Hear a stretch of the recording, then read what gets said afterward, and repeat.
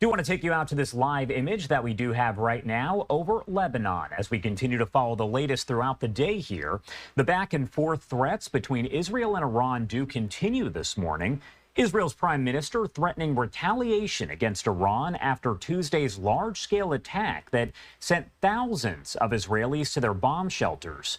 Prime Minister Bibi Netanyahu saying Iran, quote, made a big mistake firing a barrage of about 180 missiles at Israel and, quote, will pay for their actions. I do want to pop up this post that came in from the Israel War Room. It does say in 1 hour, Iran launched 181 ballistic missiles at Israel, the largest ballistic missile attack in world history. Now, at the same time, Iran's U.S. ambassador warned Israel that its response to any acts of aggression against Tehran, quote, will be swift, decisive, and stronger than before, as Iran calls Tuesday's attack an act of self-defense. Also important to note that coming up, the United Nations Security Council is expected to hold an emergency meeting on the escalation in the Middle East. That meeting comes at the request of both Israel and France and is expected to begin in just about 2 hours here at 10 a.m. Eastern Time. Obviously, a lot left to discuss here. Let's bring in a friend of the show, Mark Chandler, the Director of Government Relations and Professor of Practice at Coastal Carolina University, also a former senior defense intelligence official. Thank you so much, as always, for taking the time to be here with us and help break all of this down. Good morning, Josh, and you're welcome for being here. Hopefully we can create some understanding today. You always do. So first off, I do want to talk to you about the attack overall by Iran on Israel yesterday. Again, we're talking 181 ballistic missiles. Is that essentially Iran's, let's say, declaration of war against Israel? Well, I think if we go back in time, Josh, and I hate to take us back to 1979, but with the overthrow of the Shah by the religious fanatics in Iran, I think that's really when this started, a declaration of war, if you will. Because if you recall, Iran wants to eliminate the Jews and eliminate Israel from the face of the earth. So that's kind of that declaration of war. And what we've seen for 40 plus years really is a shadow war, operating in the gray zone of conflict between Iran and Israel, and Iran using Hezbollah to a large extent of that. So what I think we've seen recently is, I'm going to say, we're into open conflict now. You've seen 2 major attacks in the last 6 months by Iran on Israel using missiles, and that's really a definite escalation of this. But let there be no doubt, Iran has been at a war with Israel to eliminate Israel for decades at this. We're just starting to see them turn up the pressure, if you will, and attack Israel more directly, vice just with its proxies. And you are looking at some of the video there on your screen from a little less than 24 hours ago. We were carrying this live on Live Now from Fox as Iran did launch those missiles. You could see some fires there in the distance. And I do want to ask, do we know what Iran specifically was targeting within Israel with the attack? Well, we know what the IRGC, the Iranian Revolutionary Guards Corps spokespeople, said about the attack. They said they were only targeting military facilities in Israel. But when I look at some of the video and I start to look at the trajectory of some of those ballistic missiles, I can tell you for a fact that that's not the only thing they targeted. They were going after some of the population centers, and I can say that they were going after Tel Aviv, the largest population center that they have there, to go after and create more destruction and more deaths among the Israeli population. So no, I wouldn't believe what Iran says, that they only targeted military facilities, because they absolutely did not, especially with this number of missiles that they launched. Let's talk about the comments that were made by Netanyahu afterward. He did say essentially that Iran will pay for this. He said that there will be payback overall. What do you make of his comments and the statements that he made yesterday, of course, both in Hebrew and in English? Well, first off, I have to say Israel will respond. But let me put it into context, because I think we need to listen to Netanyahu and listen to what he's saying, because what he has said for the past year, and remember, Hamas invaded Israel a year ago, next week. So when we look at that, Netanyahu has talked about defending Israel, defending its right to exist, and in an existential way. So they're going to do something But there was a key event that happened last week, Josh, and that was the killing of Nasrallah, the Hezbollah leader. That one event changed the dynamics between Israel and Hezbollah and Israel and Iran that had been in place for 30 plus years.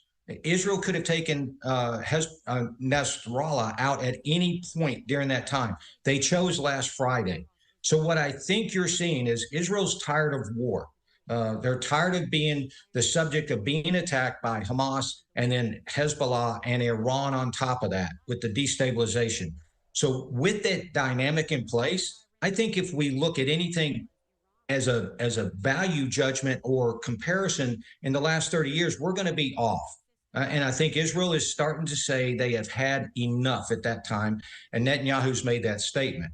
So what we're looking at now is everything is on the table for Israel to counterattack. If we go back to April, that attack, it was a very deliberate, short attack where they targeted a defenses of a nuclear facility. Very tough to get to, but Israel did it, and that sent a strong message. Of course, at the U.S. urging, they didn't retaliate. Right now, as I said, everything's on the table, so they could go after the oil infrastructure that Iran has and try to cripple Iran economically.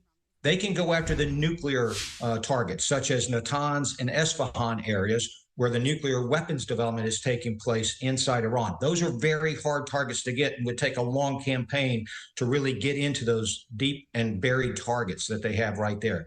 They could go after some leadership targets in Tehran or some of the leadership facilities where the leadership evacuates to. And we've proven that they know where those are by taking out Nasrallah last week. And finally, they could go after the IRGC bases from which those missiles were launched or IRGC leadership. So what we're looking at, and I have to say, everything is on the table. You could see multiple strikes over several days or one significant strike with a lot of meaning and destruction that Israel chooses. So the ball is in Israel's court right now to drive home this. And I think we need to pay attention to the fact that Israel has changed the dynamics. And basically they're saying, Josh, we're tired of this. We need to end this right now. And I do have to ask here, would you say at this point that Iran does pose the largest threat to Israel when you think about all of the different attacks they're under? You, of course, have the Houthis, Hamas, and Hezbollah. So overall, they are proxies of Iran. But is Iran the largest threat to Israel at this moment? Well, that's a question that's wrapped in a lot of complexity here, Josh. I'll try to unwrap it just a little bit. So when we look at that, the short answer is yes. Iran is probably the biggest single most strength of threat to Israel proper. However, we have to look at the ability of Iran to do this. Right now, it's going to be through missiles, ballistic missiles, the massive barrage that they launched yesterday against it.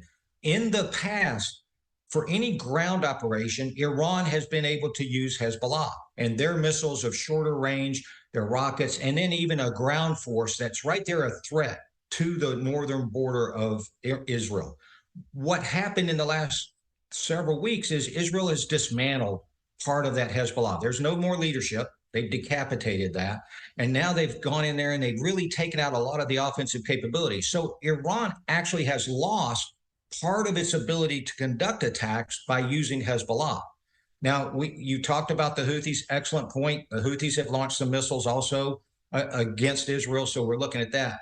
But we still have the Iranian-backed Shia militia in both Iraq and Syria, and that can be as a ground force. So I don't think we're going to see Iran massing a ground force to move through Iraq and then Syria and then come at it, but they still have those proxies.